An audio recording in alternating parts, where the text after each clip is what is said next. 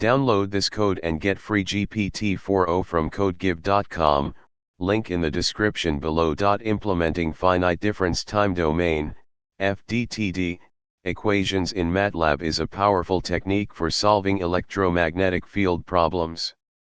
fdtd is a numerical method that discretizes both space and time to solve Maxwell's equations. In this tutorial, I will guide you through the basic steps of implementing fdtd equations in MATLAB within 1 hour. Step 1. Initialize parameters.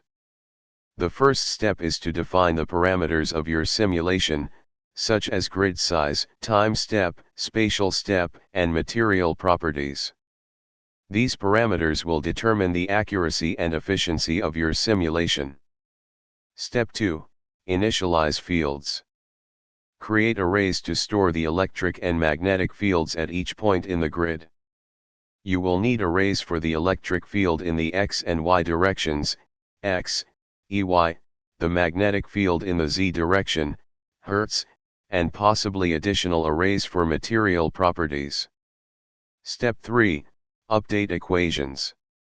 Implement the update equations for the electric and magnetic fields at each time step.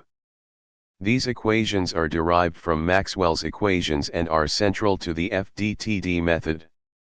The update equations involve updating the electric field using the magnetic field and updating the magnetic field using the electric field.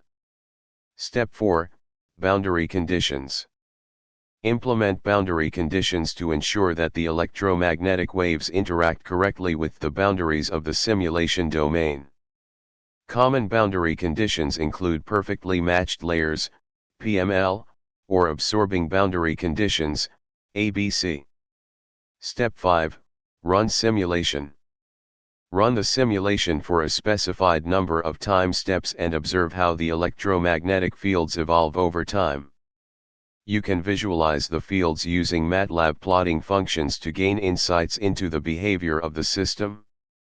Step 6. Analyze results.